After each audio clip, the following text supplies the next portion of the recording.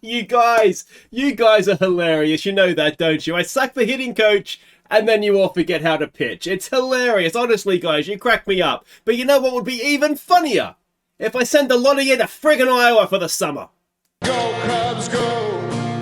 Go Cubs, go! Hey Chicago, what do you say? The Cubs are gonna win today.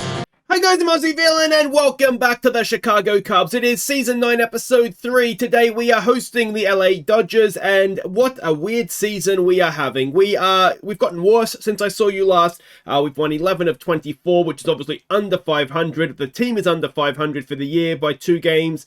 We're 8 games back of the Brewers, not unsalvageable, but certainly not ideal. And we have sacked our hitting coach and got in a new one, so that's probably a good place to start. So this is a new guy. Now, he had been down in Iowa in AAA for, you can see here, for a long time, and the Iowa side always seemed to do quite well. So I thought, and he wanted a promotion, so I thought, let's give it to him, let's see what he can do, and hopefully, it'll work out, because if not, we're going to lose someone who was doing a pretty good job. You look at these batting averages, particularly recently in Iowa, and we could potentially lose somebody. Now, you'll notice here that our batting averages under him have gone right back up to where they were last season, 273, which is brilliant. That's exactly what we wanted the new hitting coach to do, so I think that kind of tells us exactly what was going wrong.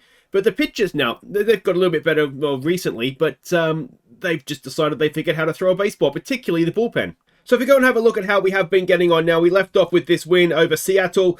We then went to San Diego, won 2 of 3 there, which was good. We went to LA, only managed to win 1 of 3, which is a little bit concerning. Game 1 here, though, did feature a first career home run for Brashfield, so that was very nicely done for him. That was, what inning was that in? I forget what inning it was in. You can see, though, 3 runs in the 9th, and we got the win there. So that was very good. They'll say down here, won't it? Brashfield in the 7th got his first career home run. Dela Cruz with 4 RBIs in this one as well. And if you go and have a look at the pitching, there it is there. Perez, decent start. Murillo blew a save. Lonsway, who, spoiler alert, is now in Iowa. And Montano, who is very close to following him on this occasion, got the job done for us. Then we went to Arizona. Now, game 1 here, this is where this is the first game for the new hitting coach. 10-3, very nicely done. 6 runs in the 7th, including a Brashfield grand slam. So he didn't waste any time getting his second home run, did he? Very nicely done indeed. If you have a look at some of the stats for the game here, and we can see everything is all nice and even there with the bats. And then the pitching on this occasion was quite good, which is always very nice to see. And we did win 2 of 3 in this one, including Game 3 against Arizona, which was a walk-off home run by Giordano. So another of the rookies stepping up and doing a good job for us here. So if we go down again, have a look at everybody's stats for the game. And Neka was back up for this one. Briefly... Garland is gone. Garland's gone down to AAA, and Neka was briefly in before Vlad came back from his injury. Vlad is back, and so Neka was up for a couple of games, nothing more than that. And there we go. Perez on this occasion not having a great game, but the bats and the bullpen bailed him out. Then we had the Battle of Chicago. We lost one. We only won 1 of the 3 games, so that's not great, at home as well. Then we went to Milwaukee. This was a very big series. We saw where they were in the standings. We won 1 6-0, and we lost the other 2 in extra inning. Oh, how we could have done with a sweep there, and how different the season could be looking. We then went to the Yankees. We got swept there. Now, in Game 3 here, you can see it's another extra innings loss. Yes, we're back to that sort of form, which is always frustrating. But look at this. We scored 6 runs in the 10th and lost the game. They scored 7, including a walk-off grand slam. And this is where I was starting to... We were very close to rage trade. Very close to them, I've got to say. You can see there the bats did well. They scored 6 runs in the 10th. They came up big and proving that there's no lead that we can't blow. Kelly, who, to be fair to him, has usually been very good. And Montano, who after this game lost closing privileges. Gave up the win, the save, and everything else in between. Not much between a win and a save, is there? Then we went to Texas. Now, game 1 here. Would you believe, again, another loss in the 10th. This game was scoreless through 9. Now, thankfully, in a way, we were batting second, so we didn't score 3 and then blow it. At least we blew it first and then couldn't quite recover it, which I think is marginally better for my sanity. But yeah, so we can see here again, wasn't a great day for the bats. and it was an even worse day to be a bullpen pitcher. It was Murillo. Now, Murillo, I replaced him literally the day before as the new closer, and he went in. Honestly, they're taunting me. He went in first game to attempt to close, and, well, we can see, well, it wouldn't actually have been a close because it would have been in the ninth, but you know what I mean. Unbelievable. After that, it did pick up a little bit. We only won one against Texas, which obviously not ideal, but we have so far in the 4-game series at home to the Dodgers, 1-4, which is much more like it, isn't it? So if we have a look here at the standings, like I say, it's not unsalvageable right now, but we are not playing particularly well. I'm slightly hopeful that if the pitching can get its act together and pitch like we know it can, if the bats are going to come good under a new hitting coach, then it should still be, as I say, it should still be salvageable. The postseason, in terms of a wild card spot, is not that far away. It's only 3 games away. The Marlins currently hold a wild card spot, so we're by no means out of the running for the playoffs, but it is definitely not ideal. And if we go and have a quick look down at the pitching, and right down the very bottom, Yuri Perez is up in the top 3 for pitching WAR. So very well done to him. Well done, Mr. Perez. Let's have a look at the other pitching numbers. And we can see them here now. Going into the starting rotation is Ryan Gallagher. He is replacing DJ Hertz, who's gone back into the bullpen. DJ has done nothing wrong as a starter. We just had no left-armers in the bullpen. And one of the things I was wondering, because I have a baseball brain now and I think like a baseball manager, is if one of the issues with the bullpen was that we didn't have any left-arm options. So we were really giving the opposition, they knew that it was going to be a right arm coming out all the time. So yeah, I did wonder if maybe we could, maybe that would help having him in the bullpen. Now, Eldridge is back as well. He has replaced Lonsway. If Lonsway can go down to AAA, and he is doing it right now, and prove that he actually can pitch still, I'm more than happy to bring him back, probably for McLean, who's not had a great season so far, and that will give us our 3rd left arm back in the bullpen, and then hopefully that'll help things along a little bit. But Montano is just trying my patience, but again, his FIP and his ERA, there's a very big difference between the two, and he's batting average, balls in play as well, and same with Murillo. They're maybe not pitching as bad as things look there, but a whip of over 2 for a closer is just unacceptable, isn't it? You're asking to be beaten. And as for the bats, well, Vlad is back, as I said, which is good. And he's come back looking to make up for lost time. The only change is Vlad in for Garland. Garland just wasn't doing it for us, and in general the numbers are picking up. Everybody is starting to get their batting averages back to where we would expect them to be, and to be honest, that has only happened, well, the batting coach only lasted about a week after the last episode, but after he is gone, then yeah, the numbers have started to pick back up, which is very good. Brashfield, though, has to be singled out. He wasn't the one I thought was going to be our rookie this year, but he has come in and absolutely smashing it to pieces, quite literally. So yeah, that is very good. And if we look at the OPS pluses compared to what we saw last episode, they're still not great, but we've got a lot more pushing up towards the 100 than we did last time. So yeah, that is all good news. So yeah, that is how things stand. Let's go and check the lineups as we get ready to beat, hopefully, the Dodgers. On your feet, Chicago, as we look to complete the sweep. At first base, it's Vlad Jr. At second base, it's Khalil Watson. At third base, it's Ellie De La Cruz. At shortstop, it's Aja Namala. In left field, it's William McQuaid. In center field, it's Ernesto De Leon. In right field, it's Bobby Patterson. Designated hitter is Mason Bracefield. Behind the plate, it's Shea Langan. And your starting pitcher is Sandy Gaston. Alright, so we can see the lineups here now. We do have a rest day tomorrow in game, so that's why Khalil Watson, although he's tied, is playing instead of Cooper Pratt, who could easily have come in, to be honest. But Watson will lead us off at second base. Then we've got Patterson back into a little bit of form, batting second in right field. De La Cruz. Now, I love that we lose the matchup with De La Cruz.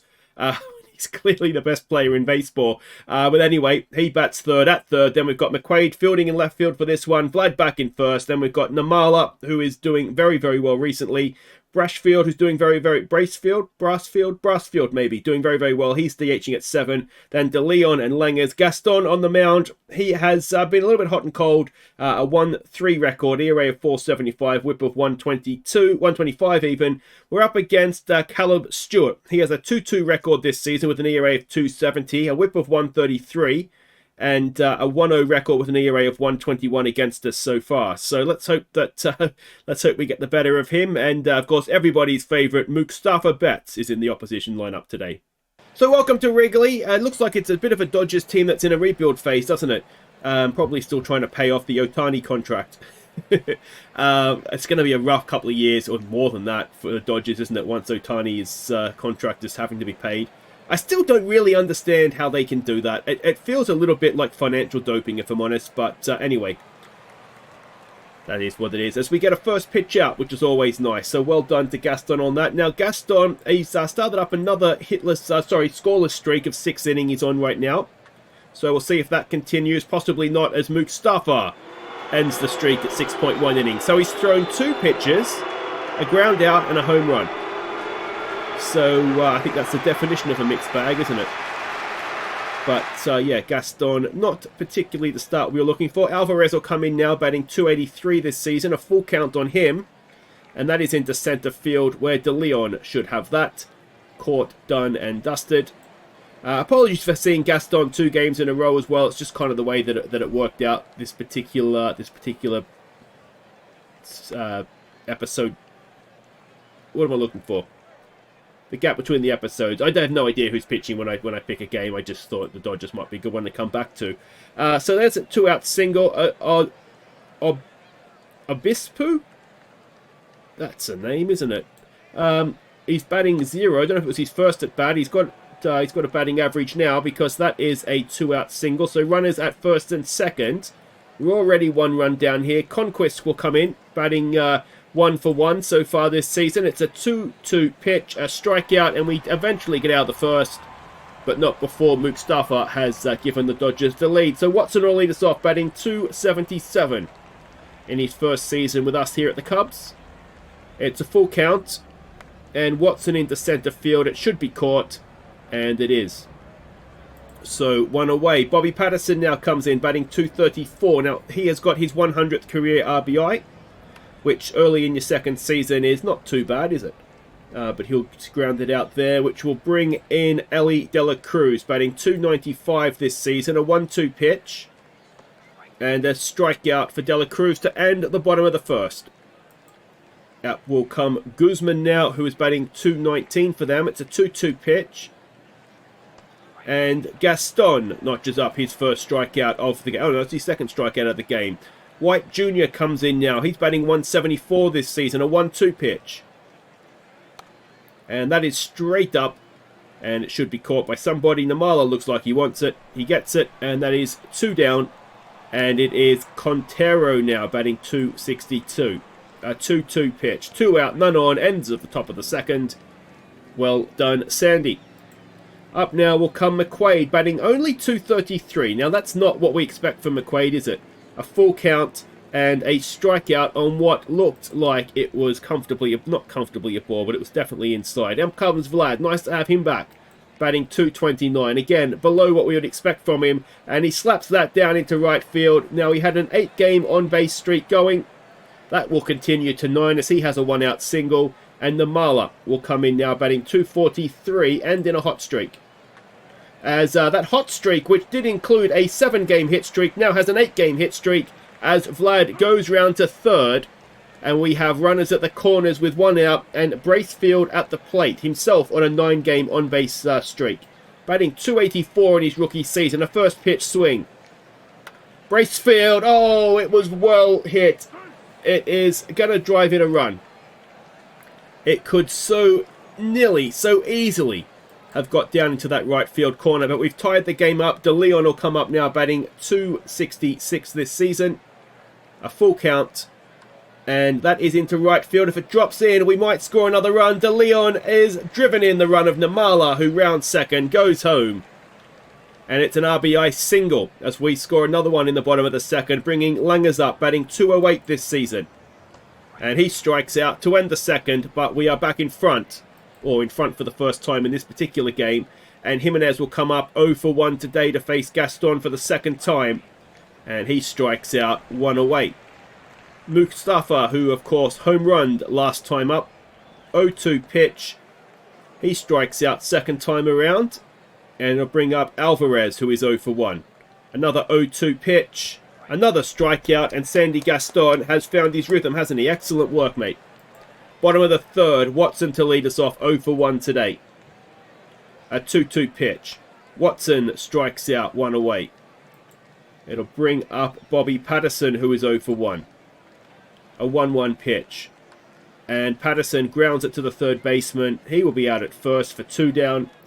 It'll bring up Ellie De La Cruz. Another one on he's a 7-game on-base streak going. 0 for 1 today. He's 0 for 2 today now as he watches strike 3. And we'll go to the fourth. Menzado will lead them off. He is 1 for 1. A first pitch swing. And that is lined straight to Watson. Good leap there to make the catch. And that is 1 out. Obispo. That's one of those names that just doesn't... I don't even know how you would say that. Obispo, I don't know. Anyway, Conquest now comes in. He's was he 0 for 1? It's a 1-0 pitch anyway. He has gobbled it in front of the pitch. Langer's out, makes the play, ends the top of the fourth. Up to lead us off is McQuaid, 0 for 1 today. Another full count. This time McQuaid watches it and he gets himself on base. Vlad now, who is 1 for 1. A 1-1 pitch. Vlad into left field where it will be caught. McQuaid will go back. And it'll bring up Namala, who is 1 for 1. A 1-0. Namala gets a good piece of it. Oh, and he's robbed in right field. A really good catch. It's Mustafa as well. So 2 out, 1 on for Brassfield, who is 0 for 1. Did drive in the run last time up. McQuaid's not paying attention. And that'll do it for the fourth. Guzman, who is 0 for 1, will face Gaston, who continues. A 1-2 pitch. Gaston notches up another strikeout. Excellent work. His 8th in 4.1 inning. It is White Jr. now, who is 0 for 1. It is another 1-2 pitch. It is strikeout number 9 for Gaston. This is incredible.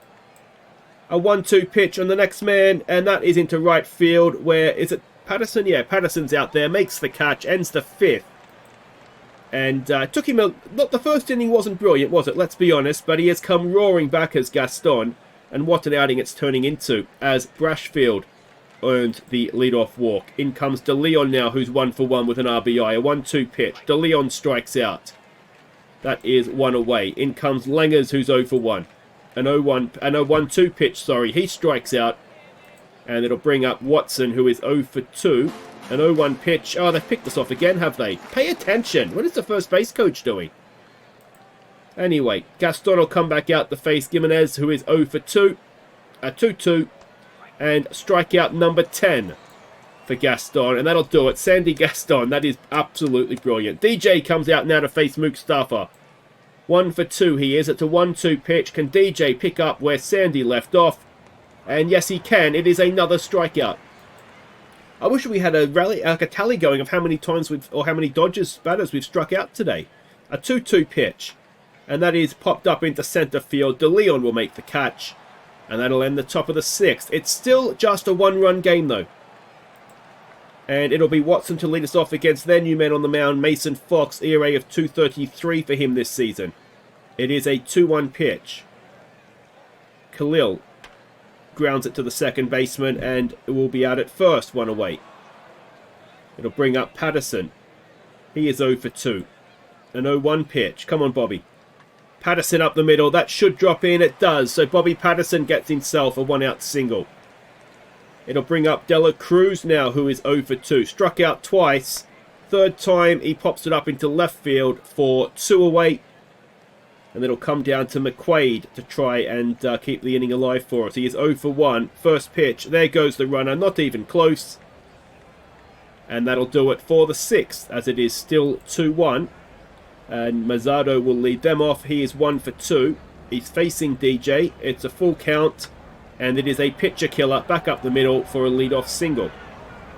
So the tying run is aboard. In comes a Speedo, who is 1 for 2. A 1-2 pitch. That's into right field. Bobby Patterson cannot make the catch. And with none out, we have runners at first and second. Cronquist to the plate, 0 for 2. An 0-2 pitch and a strikeout for DJ, 1 away. Can we get this double play ball now? Guzman, who is 0 for 2. A 2-0 pitch. And that could be that double play ball. 1-2. And we will stretch 2-1 up over the Dodgers and still looking okay for a 4-game sweep. Okay, welcome back. Joe Beam comes in for them. Beam? I don't know how you say that. He's ERA of 3.56, but crucially against McQuaid, it's a left arm, isn't it? It's a 1-0 pitch. McQuaid into left field. It doesn't have the legs, and that will be caught for 1 away. In will come Vlad. And again, the reason we put Vlad behind McQuaid in the lineup is so if they bring a lefty on for McQuaid, Vlad gets a nice juicy left arm to have a crack at. He draws a 1-out walk. Namala comes in, 1 for 2. Full count. And Namala sends one straight up into foul territory. The first baseman goes back. And that'll be 2 down. And it'll bring up Brashfield, who is 0 for 1 today. A 3-1.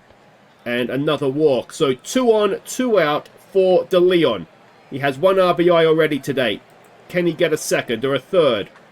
As that, it might just do it, you know. He's put it into the wall in center field. Vlad will come around to score. And De Leon is coming around. No, who was batting behind him? De Leon's got himself over to third. It's a 2 RBI triple anyway. And Brashfield's the other one, isn't it? So 2 walks, and we make them both come across the plate. It's Lengers now who is 0 for 2. A 2-2 pitch. And Lengers strikes out to end the 7th. But we are now 4-1 up. And Levi Kelly will come into the game. He has an ERA of 2.41 now. He's had a couple of iffy outings of more recent times. And an 0-1 pitch here. Ground ball to Namala over to first. And that is 1 away. Namala's actually the All-Star voting has just started. And he is second among shortstops, which is the first time he's ever even got a mention, I think. As that is a check swing, if I ever saw one. And is out at first. And that is 2 down now for Jimenez, who is 0 for 3. It's a 1-0 pitch. And it is 4-2. As Kelly gives up a run. It's his 5th home run, 397 feet. And needless to say, not really what we needed. As Mustafa comes in, already with 1 home run himself. Let's see what Kelly can do to respond. As he gets a pop-up. It'll be caught by Vlad. And it'll end the top of the 8th, but the lead is cut back to 2. And Watson will lead us off. He is 0 for 3 today. A 1-2 pitch. And Watson grounds it to the third baseman. And that is 1 away. In now comes Patterson, who's 1 for 3. An 0-1 pitch. Come on, Bobby. Patterson into left field. It's deep, but it's not deep enough. And that is 2 down. And it'll bring up Dela Cruz. His 7-game on-base streak on the line here. A 1-0 pitch. And he has done it. He's taken it to 8 as he drives it into left center field. And Dela Cruz has a 2-out double. And let's see if William McQuaid now can drive in this run and get our 3-run lead back. It is Fitz coming onto the mound. A right-hander to face McQuaid is an interesting tactic. Let's see if it pays off for them. A 2-2 pitch, and it does as McQuaid strikes out. Not a great day for him, is it? And we'll go to the 9th with a 2-run lead. And Murillo with a chance to close the game. Alvarez is at the plate. He is 0 for 3. It's a 1-1 pitch. And it is into left field. Back goes McQuaid. Makes the catch. And he's contributed something today. 1 away. In comes Mazzado, who is 2 for 3. It's a full count. And it is a ground ball. Easy for Watson. Over to first. 2 down. They're down to their final out. They need 2 runs. It's a Speedo. He is 2 for 3. It's a full count. Can we finish it in style? 1. Murillo. No, not in style. In fact, not at all. As it drops in front of Patterson. So the tying run is at the plate. It's Cronquist. He is 0 for 3. It's a 1-0 pitch. It's into left field. It is deep. It is not deep enough. McQuaid makes the catch. And that is a 4-game sweep of the Dodgers. Oh, how our season needed that. So we are 1 game back of 500. We are 7 games behind the Mariners. And if we have a look down here, where are we? We are 2 games outside the wild card. So it's still there. It's not. It's by no means. It's June 1st, for Christ's sake. You know, it's no way that the season's in serious jeopardy just yet. But it's not been a good start. If we can peak at the right time, then maybe that'll be a good thing for us. So what we will do here? Do we want to go all the way through to the All-Star break? Is there something in between that is enticing? Not really, to be honest, is there? I mean, Tampa would be interesting because we've got a few players there, including Petey Crow, but that is far too soon. So I think what we will do is we will come back. All right, let's come back end of the month. When is the first-year player draft? All right, so what we'll do, let's come back for this game here. We'll do the first-year player draft as an episode, and then we can have a quick catch-up, and then the All-Star game, and then yeah. So we might do that, so it's not quite such a big gap. So we'll come back somewhere before, yeah, I don't know where. We'll come back somewhere, and I'll see you for that one. Let me know what you think in the comments, though. We'll get this back on track, surely. Take care.